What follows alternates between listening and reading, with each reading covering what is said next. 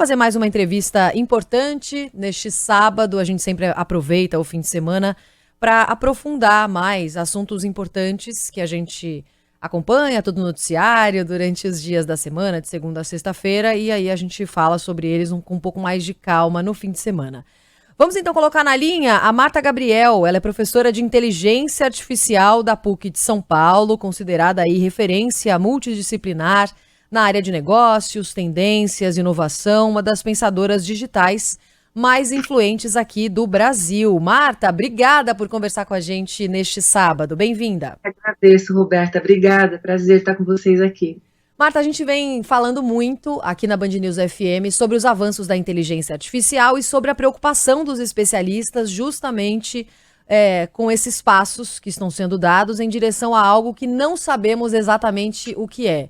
E daí também muita preocupação. Como é que você acompanha a discussão neste momento em que também Google lança uma nova ferramenta relacionada à inteligência artificial e que a gente já vê um pouco desses avanços chegando até as nossas mãos através de alguns programas e aplicativos?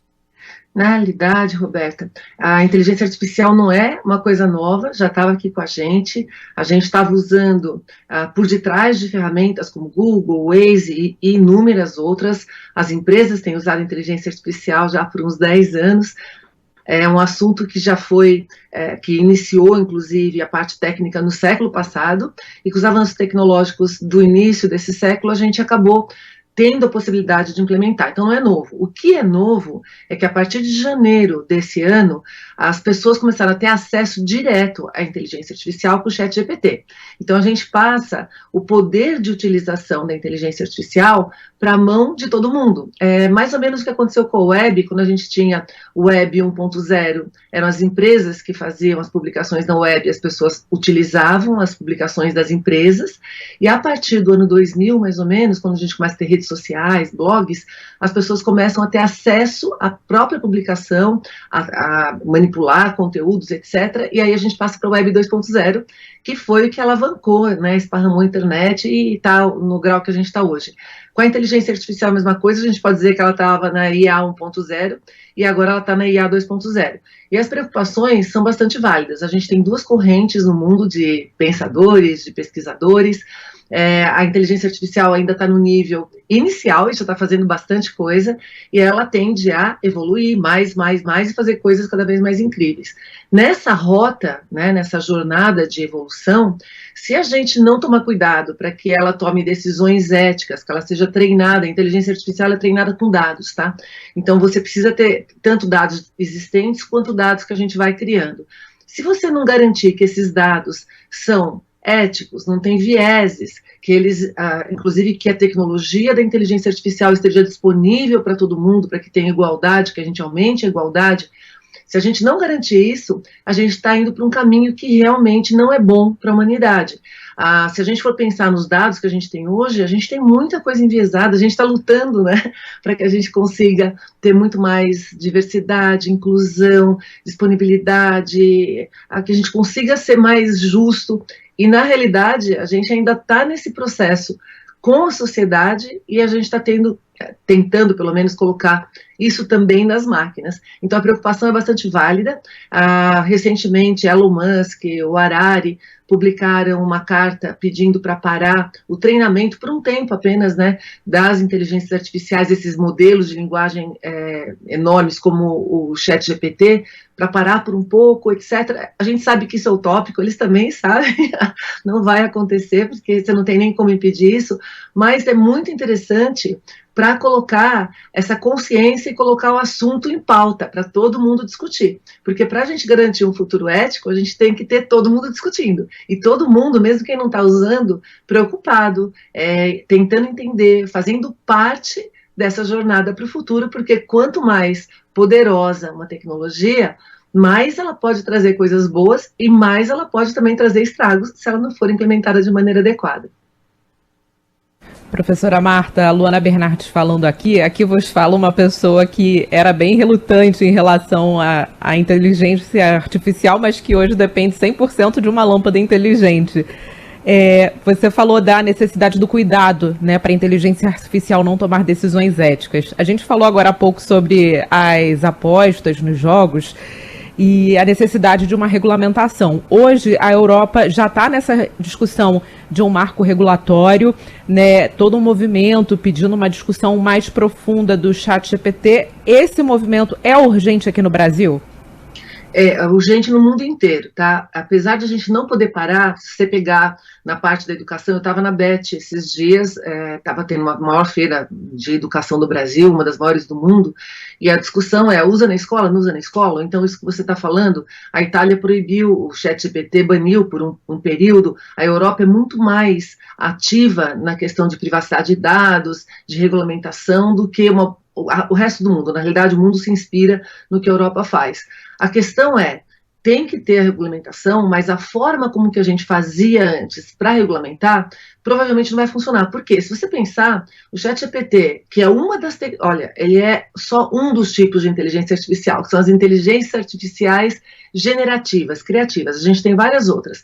Então, se em janeiro a gente estava numa versão, e em março lançou uma outra versão que é muito mais poderosa, esse ritmo ele vai continuar acontecendo de uma forma que as leis do jeito que elas eram feitas antes, a regulamentação do jeito que elas eram feitas antes, não consegue acompanhar essa velocidade. A gente tem que ter uma nova forma para fazer isso. Uma das maneiras que a gente está vendo hoje o mundo inteiro fazer é o que a Itália fez, o que alguns países fizeram, ou que algumas pessoas ou ativistas têm feito, que é, vamos pensar sobre isso, vamos parar, vamos regulamentar. Mas eu acho que a única forma que a gente tem de evoluir nesse caminho é educar a sociedade, além, lógico, a gente tem regulamentação, mas você não adianta ter regulamentação se você não consegue fazer ela ser cumprida. E aí eu pergunto, como que a gente, no começo da internet a gente tinha discussões no mesmo naipe, eu lembro que em 96, 97, um site em um país foi considerado com publicações legais para o país, etc. O que esse publicador fez? Colocou em outro país. E as pessoas conseguiam acessar do mesmo jeito. Então, a gente não consegue parar só com leis, a gente precisa das leis, regulamentação, novas formas de fazer isso, e também da educação. Eu aposto muito na educação das pessoas, porque se as pessoas forem educadas, elas vão ajudar na autorregulação disso, que é um processo contínuo, que não para mais, né?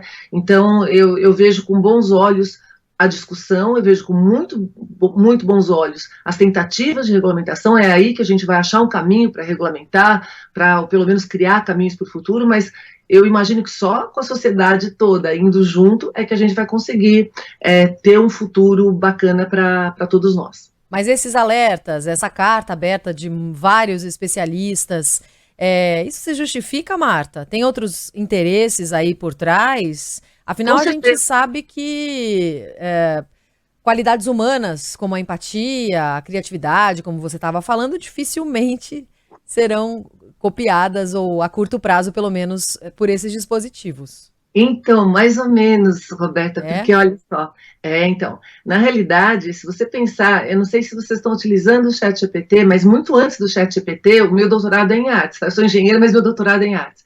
Muito antes do ChatGPT, já tinha essa discussão em artes da criatividade para as máquinas. E a gente já tinha robô fazendo trabalho de arte já faz um bom tempo. Então, a criatividade dessas máquinas, elas são de naturezas distintas da criatividade humana.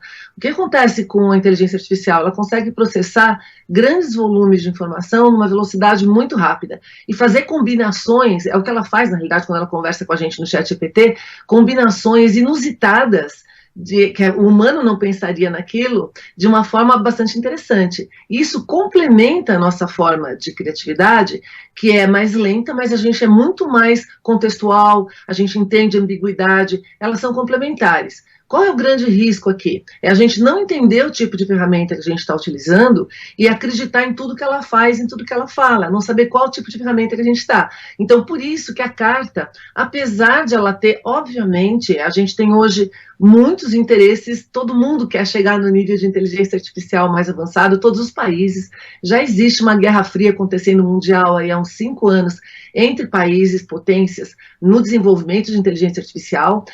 Isso saiu, se a gente olhar 10 anos atrás, o estudo de inteligência artificial, o desenvolvimento estava nas universidades, isso foi passando para países e agora para empresas. Obviamente as empresas têm as suas agendas, e é justamente por isso que, apesar de provavelmente existirem interesses individuais ou específicos, particulares, a carta é muito interessante para fazer a gente discutir, que nem a gente está discutindo aqui agora, e colocar isso num nível maior. Só para vocês terem uma ideia, em congressos internacionais, eu participo de muitos no exterior há muitos anos, a discussão de ética, de desenvolvimento de inteligência artificial, de sustentabilidade para o futuro, é pauta constante, nas big techs, pauta constante. E agora a gente está com essas pautas para a sociedade, o que é muito importante. Então, eu acho que esse é o mérito da carta.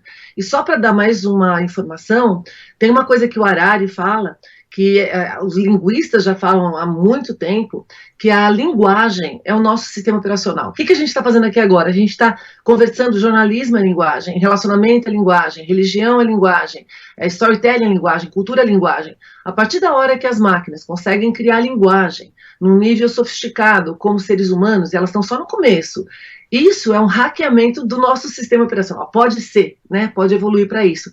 E se a gente não tomar cuidado e a gente acreditar em tudo que é escrito pela máquina, isso realmente coloca a gente em risco. Eu vi que vocês colocaram notícias sobre fake news, a discussão de fake news no mundo inteiro é importante. Então, a gente tem textos gerados por máquinas que são criativas. Se você não sabe distinguir isso, a gente passa para um grau pior do que a gente estava antes. Então, tem que saber o que a gente está usando, como está sendo gerado, como que a gente pode, nesse contexto, atuar de forma melhor. Isso empodera a gente, mas traz riscos também. Marta Gabriel, professora de Inteligência Artificial da PUC São Paulo. Que bate-papo gostoso, interessante, adoramos. Pena que o tempo foi curto hoje, mas você já fica combinada para uma próxima, para a gente conversar mais sobre esse assunto. Muito obrigada pela entrevista, bom fim de semana para você. Eu que agradeço, para vocês também.